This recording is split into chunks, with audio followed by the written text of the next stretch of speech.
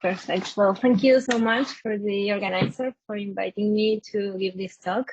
And yes, I actually will talk about repulsion, but this will not be in a quantum field theory approach. So well, maybe that will be a bit different. So, okay. Let's make this to go. Okay. So it's a bit, want this to go so you don't see it, but okay. All right, you will have to stay there. So let's do it again.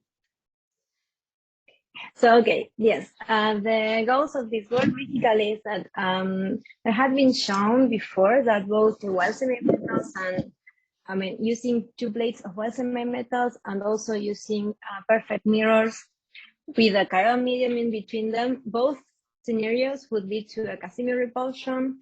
And so we thought, given that Weyl semimetals also have some chiral properties, it would be interesting to study the interplay between these two phenomena and see if this repulsion could be enhanced.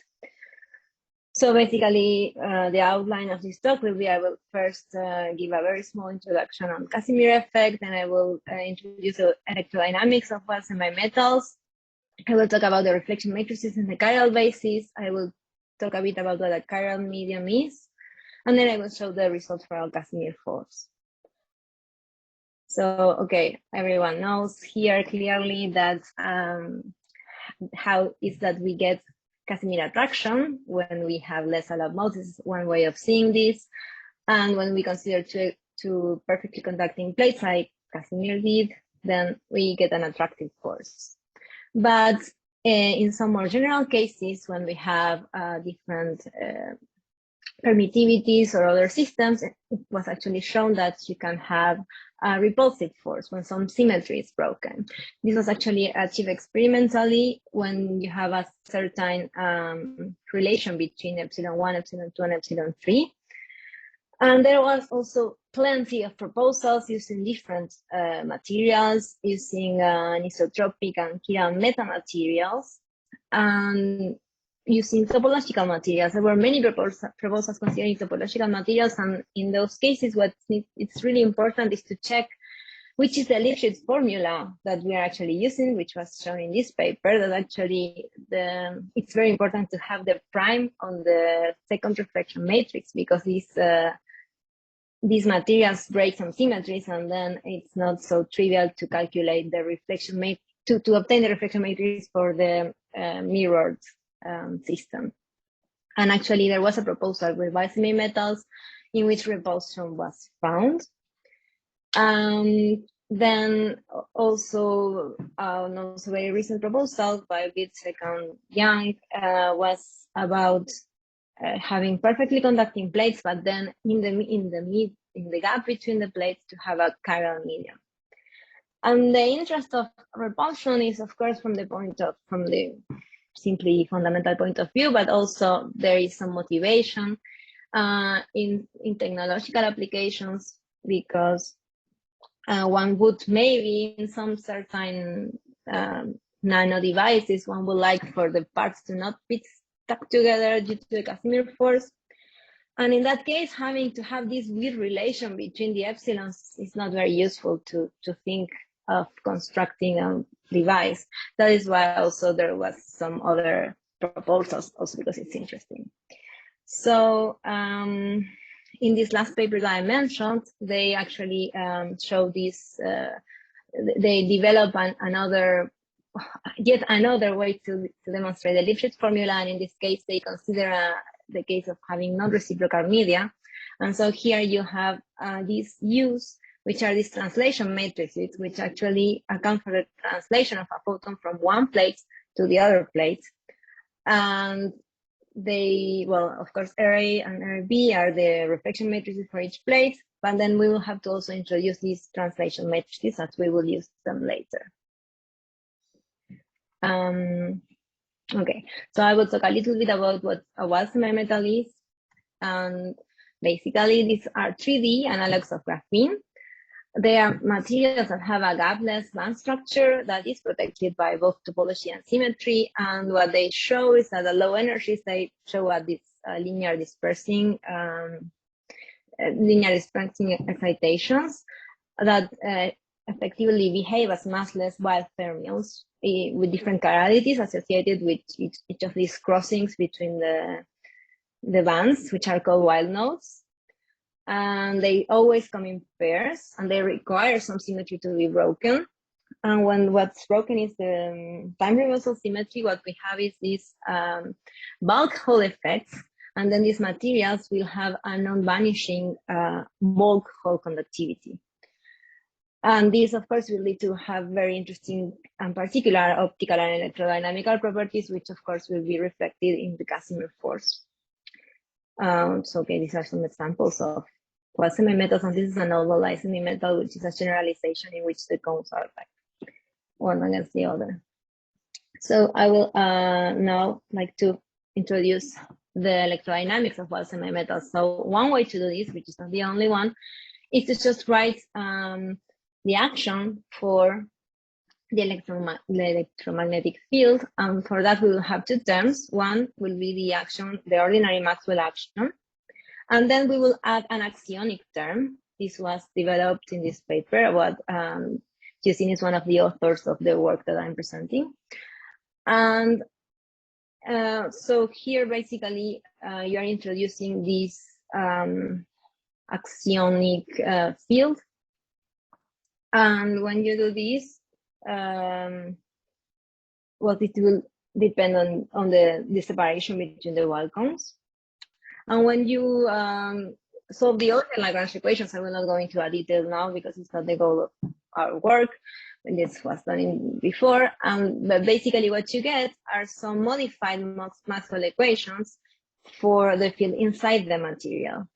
And what you get is a term that is a correction to the charge density, and then you get a Hall term, and then you can identify here the Hall conductivity.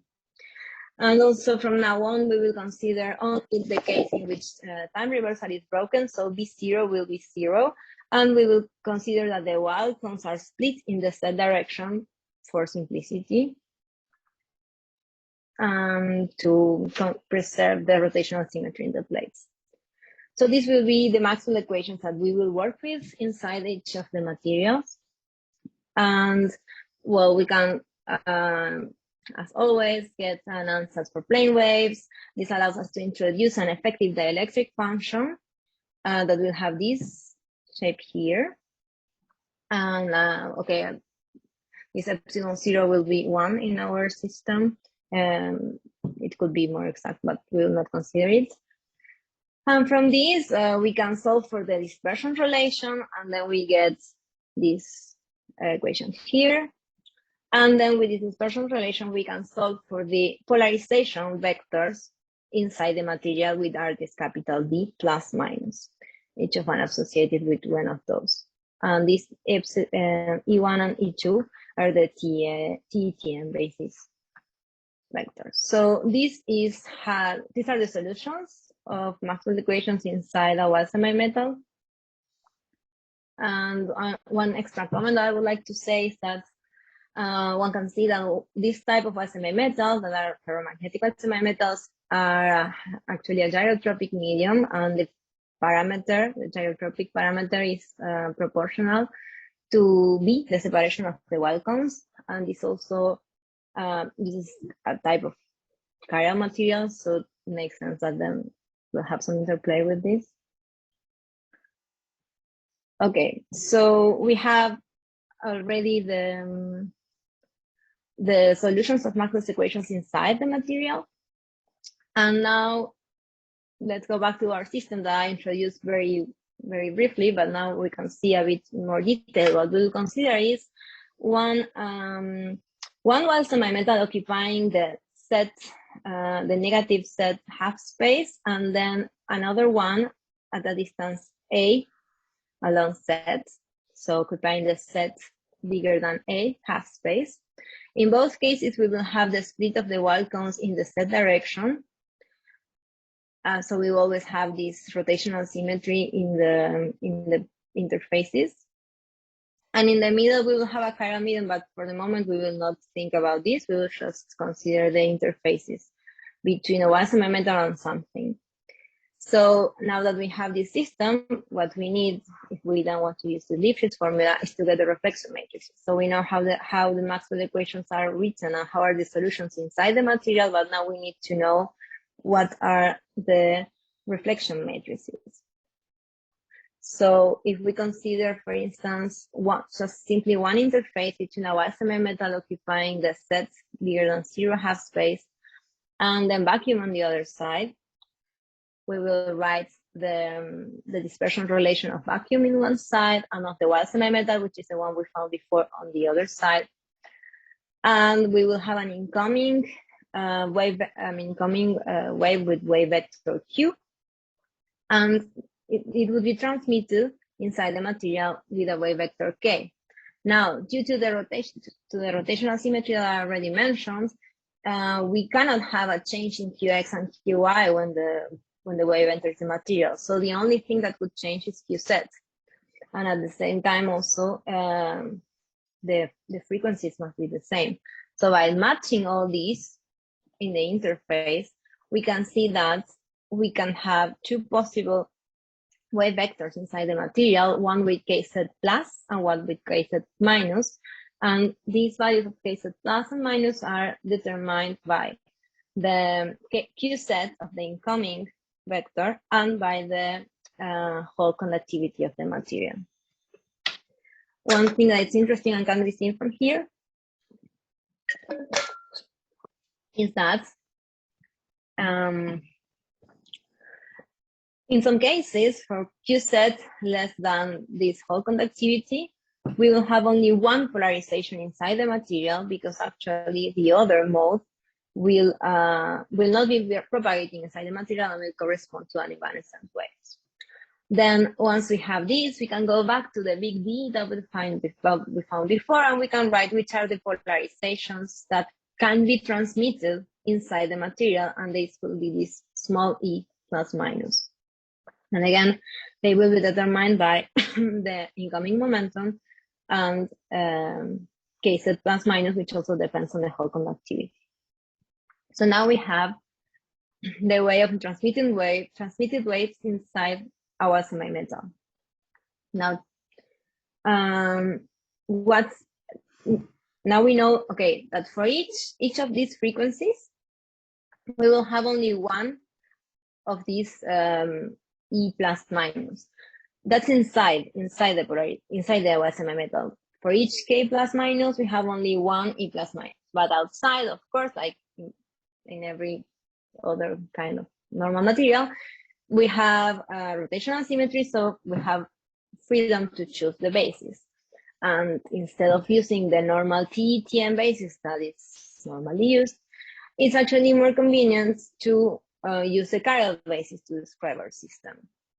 And it's important to notice that when we introduce a chiral basis, we actually need to introduce two chiral bases. The one of waves propagating from left to right, and the one with waves propagating from right to left, which for now we will call prime. And the reason for that is that when you look carefully, you can see that once the direction of propagation is reversed, the correct right-handedness of the set of vectors changes. So we need to change the basis.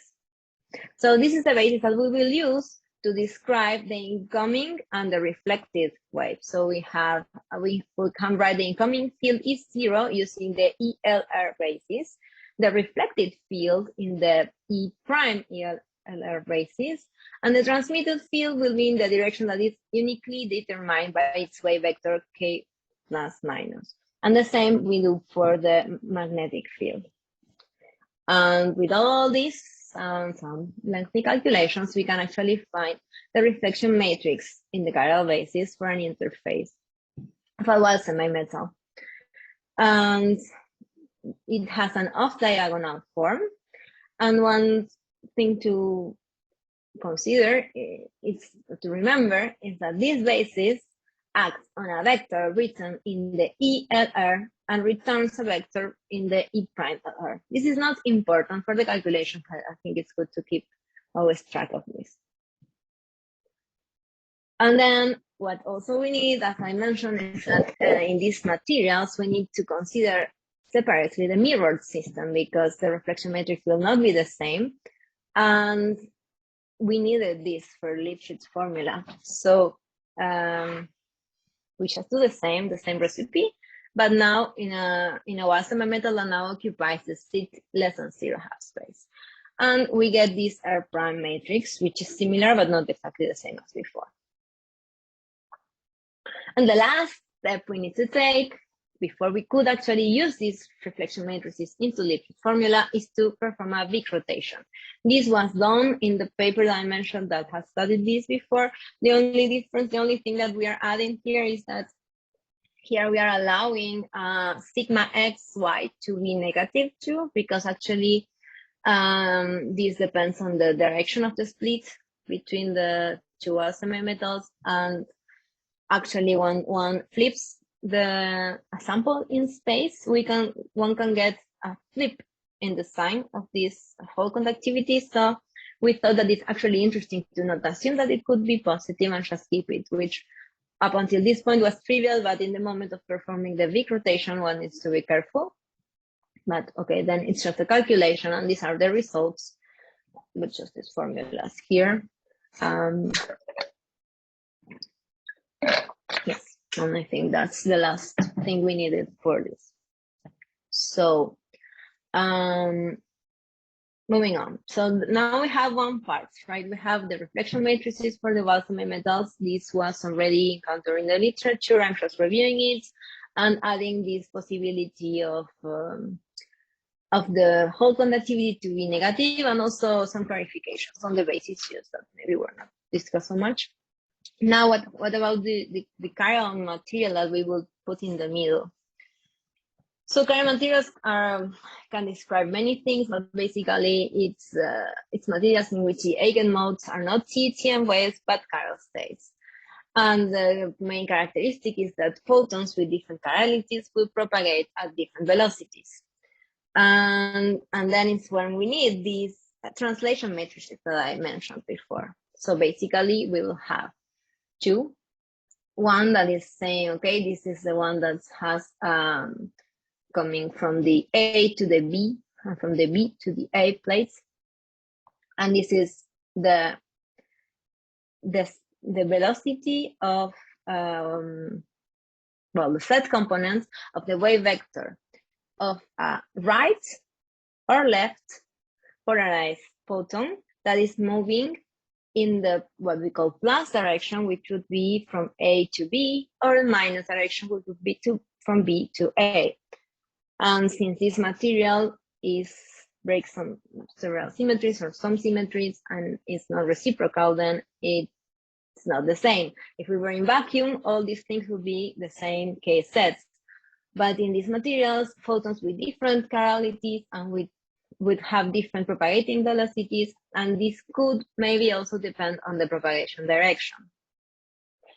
And so it's these matrices, of course, are written in the chiral basis, because the chiral basis is then the natural choice to work well with chiral materials and Weyl semimetals, and the reason behind that is the Weyl semimetal like this, with the constant split in the direction of propagation, can be seen as a chiral material too. Then exactly what types of chiral materials there are, you have two classifications depending on what happens with this K plus minus RL. For optically active materials, photons with different chiralities propagate with different velocity, but this does not depend on the direction of propagation. So this KR plus minus will have a plus here. So these sets would be just the mean velocity of the photons in the set direction, and then this will have some, they will move a bit faster if they are R, and a bit slower if they are left polarized, but this delta cassette may be negative, so it could be the other way around. So they will have a small shift in their velocities. And this shift will be given by, it's normally by alpha 0 rho, with alpha 0 is a specific rotation of the optically active molecules, and delta is their mass concentration. And then we have the Faraday materials, which are materials that exhibit what's called the Faraday effect, which is an optical analog of the Hall effect, actually, in which when a magnetic field is applied to the material, it will alter the polarization of the light. So here, photon propagation velocity will depend on the chirality, but also on the direction of propagation. And normally, this delta will be written as this V, which is the Verdet constant of the material, a characteristic of the material, and the other V, which is the magnetic field in the direction of propagation. And what we will find is that for this particular system, optically active materials have no effect at all. And all dependence on the characteristic of the material will vanish from Casimir energy. We will see this later. Okay, so I'll try to speed up a bit. But now we have like all the ingredients to use this non-reciprocal Lipschitz formula that was developed by Young and Wilczek. And for this, then we just can plug all our elements, right? We found already these reflection matrices. And now when I call this curly R, I have this subscript B or A. What I actually mean is that it will, these coefficients that I defined before, that's not important at the moment, but they will be evaluated at the Hall conductivity of that specific plate, which does not have to be the same for both plates. It could be different. Because it will depend on the separation of the Weyl cone. So they could be separated a different distance or in the other direction, and it will be different. And then we have the translation matrices that we introduced in the previous slide. So with all these, we just need to calculate this product of matrices. And when we do that, what we find is that actually this becomes diagonal, which is like, yeah, we use the chiral basis for a reason. And I think I like here to stop a bit and analyze this, because I think one can get some interesting insight on what's going on in this system by looking at this matrix, even if then, because then later the results will be numerically integrated. So I'd like to stop here for a bit and just have a look, for instance, at the first term and say, okay, what's this represents? What does this represent? So we have a factor that's e to the I k minus L A. So this represents a photon that I draw here that is traveling in the left direction towards the A plate, in the minus direction, sorry. When it reaches the A plate, we have an RA, which means that this photon will be reflected with an RA Fresnel coefficient, so reflected with probability RA and transmitted with probability 1 minus RA. And once it's reflected, okay, its polarization does not change because our system has rotational symmetry, but the linear momentum changes. So its helicity will change. And what we'll have now is a right polarized photon that is traveling in the plus direction, so from A to B. And this is this factor, A e to the I kr plus A. And then it reaches the B plate and it's reflected now with a coefficient RB. So this is this factor, which is the one that acts on a photon that was originally left polarized. And then we can see the other one. The other factor is very similar, but now we start with a right polarized photon. And when it reaches the A plate, it is also reflected, but now the reflection coefficient is RA conjugate. And it's the complex conjugate of RA, which if we go back, I won't go back now, but it's not the same because it was not a real number. So, okay, and then the same thing happens, okay? So the linear momentum changes, so it becomes a left polarized photon that travels to B and indeed gets reflected with RB complex conjugate. So I think it's interesting this to see that in the chiral basis, so for chiral photons, our semimetal actually acts as a regular imperfect mirror because it's we get this matrix is diagonal. So it is as if all these matrices would have been diagonal, but the difference is that, and there is no way it's not like that, is that these reflection coefficients, these Fresnel coefficients that each photon see will depend on their chirality.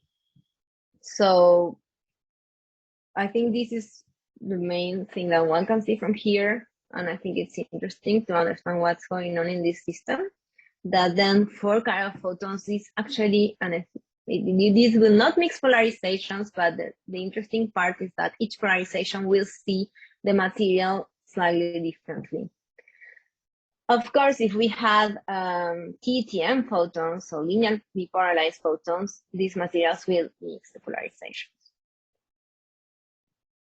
And one last thing that I wanted to say about this matrix, and then I'm done with it, is that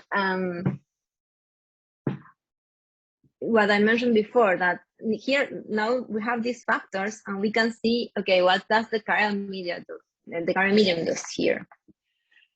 And then for optically active media, as I mentioned, since we have that these two things do not depend on the direction of propagation, the dependence on delta K set will cancel out of each of these factors. And then it's as if the material was not there. So it's not very interesting. But now for Faraday materials, we get on this stays the dependence on delta K set. And actually it's interesting what it does. And we will see later in the results that, okay, we have the expected factor, but then we have also this phase shift that is added at each of the reflections. So each successive reflection will add a phase shift that will depend on this delta K set and also on the distance between the plates. So I think this is everything that we can analyze about this matrix, and I will now show you some of the results.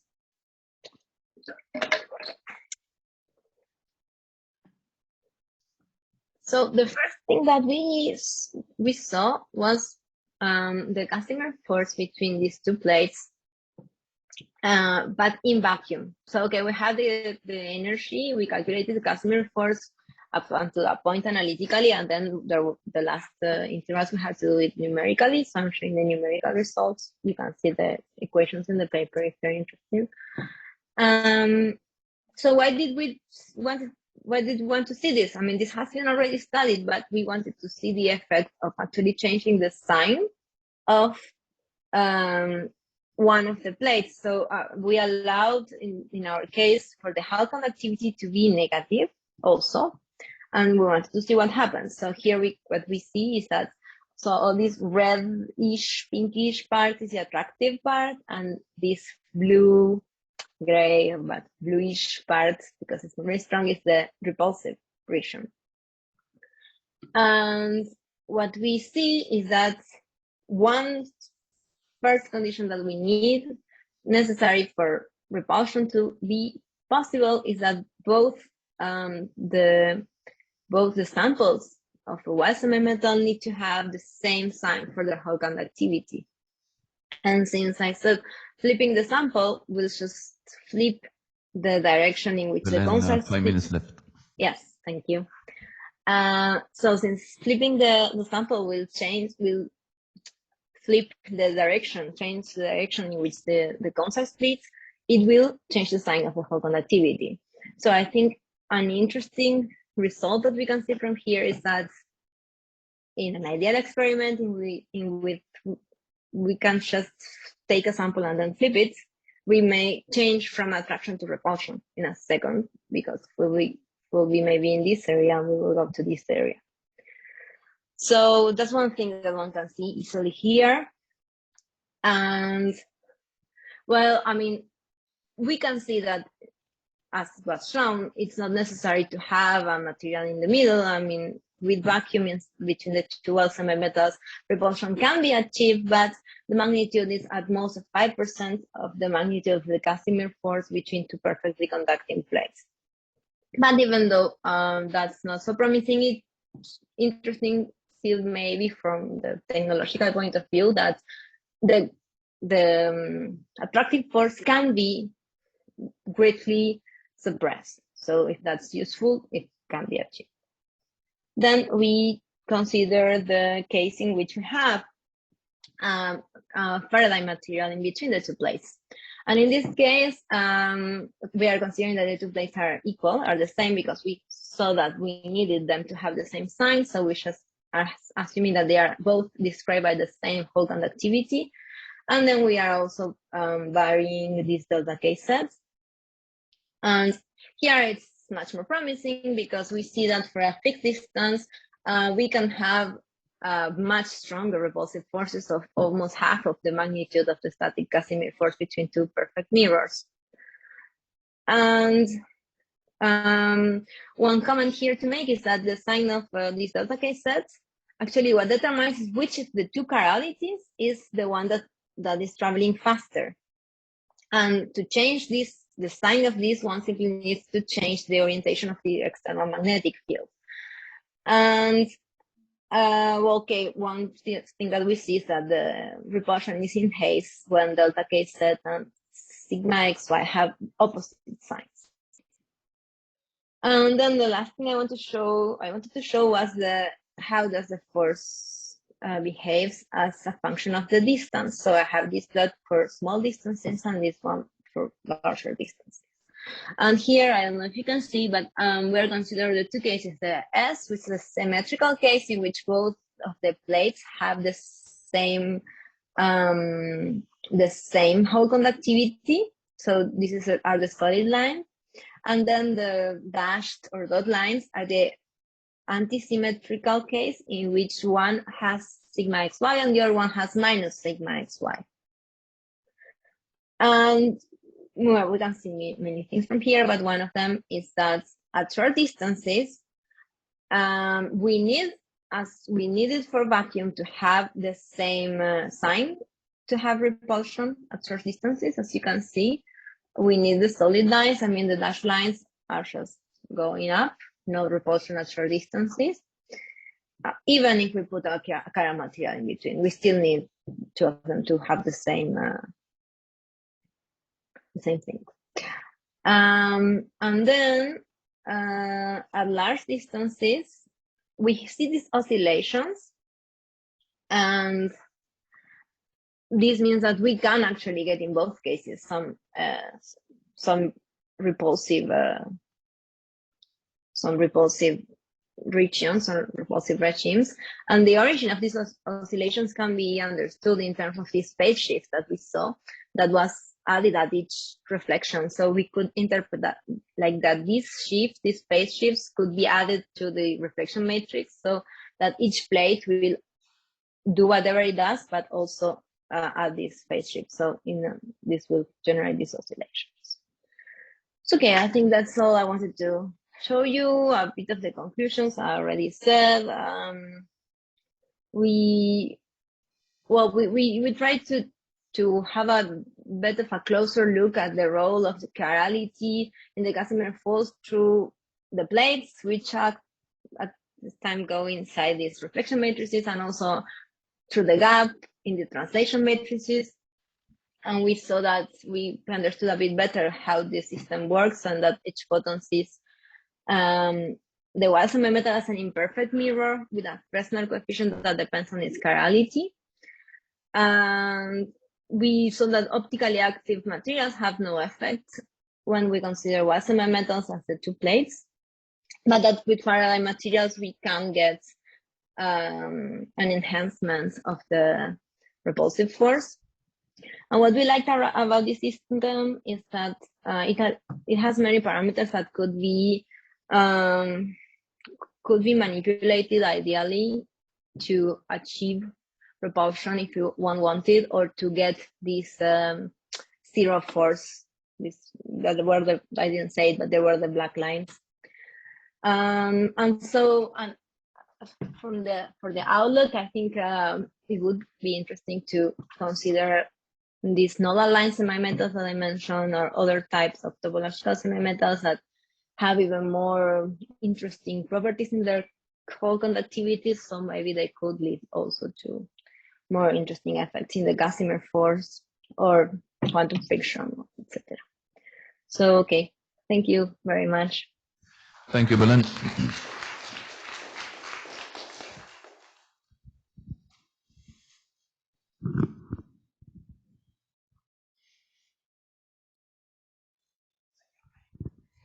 Hi, Maria. My name is Lilia Woods. Nice talk. Nice to meet you. Yeah, I have a question regarding your formalism. I'm quite surprised that you treat your reflection matrices as 2 by 2, even though this is a 3-dimensional material. The second question related to that is that I didn't see where you took into account the diagonal components of the dielectric matrix. Because for 3-dimensional Weyl semimetals or not-aligned semimetals, they overwhelm everything. And the whole conductivity is essentially, it does not make any contribution.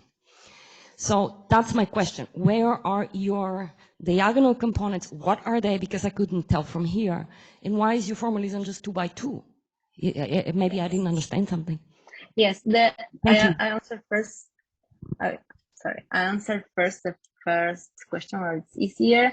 The matrices are 2 by 2. Maybe I wasn't explicit enough because they are. We're working in the chiral basis. So let me find that slide. Which is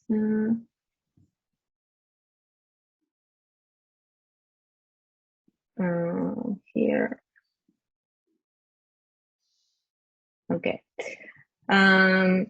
So basically, what we are writing here are the components. This would be the left, and this would be the right. So this is left, left, left, right, right, left, and right, right.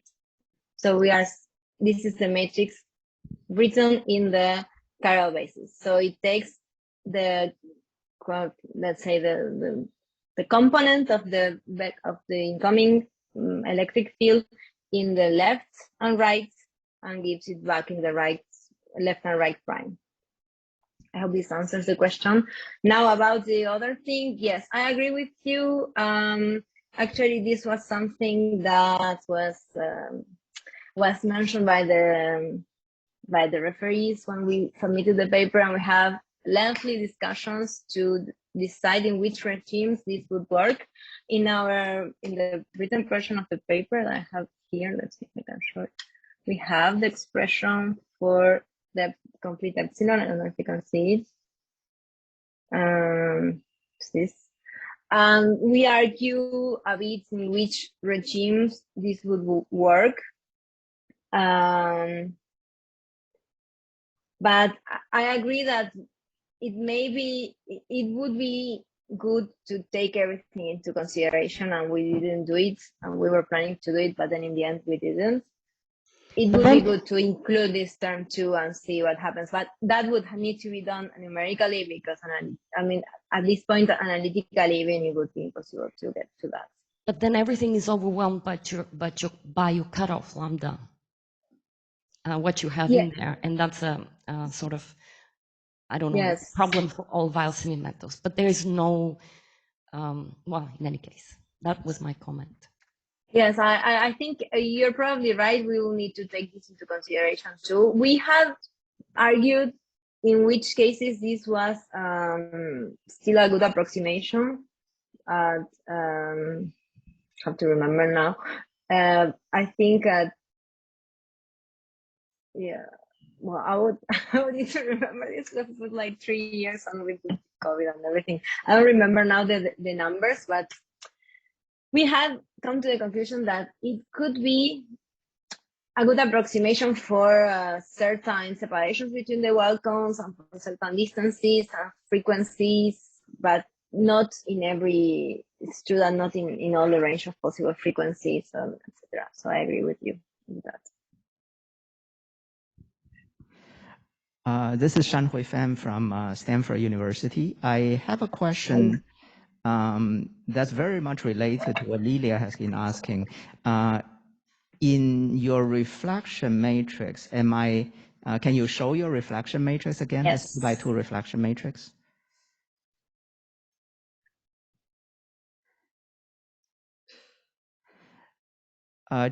Just to make sure that I understand correctly, that by this form of reflection matrix, you are saying that the reflection coefficient from the left circularly polarized light to the left circularly polarized light is identically 0 for every angle of incidence. That's the claim. Am I reading your reflection matrix correctly? Yes, this will act as a mirror in that sense. It's also true for a perfect mirror, right? Because of what I mentioned, that actually when you see light coming and you see it going, it's actually changing the chirality. So imagine if you have a perfect mirror and you will have light coming rightly polarized, and it will go back, will be left polarized light. So for a perfect mirror in the chiral basis would be 0, 1, 1, 0. I think with a -1 because it has a phase shift. But now, then but why would it behave this way? For example, if the magnetic field, the pseudo-magnetic field is along the x direction, the YZ plane would have been a mirror plane, and then the eigenstate for a wave vector in the YZ plane would have S and P polarization as its eigenbasis. So it would be very surprising for me to see that the reflection matrix for Weyl semimetal is of this form for every possible magnetic field orientation. It's very surprising to me. If that's a result, that's a result, but I'm just very surprised. But remember that here we are considering that the cones are split in the z direction. So we have this symmetry, this rotational symmetry. But yes, I cannot even take credit from these results because it's not mine. but I did the calculation and I got the same result. Yeah, I just thought it's a remarkable result, actually. I'm very surprised by it, but thank you. You're welcome. All right. Is there any other short question? If not, let's thank Belen again, and we'll recombine at 11.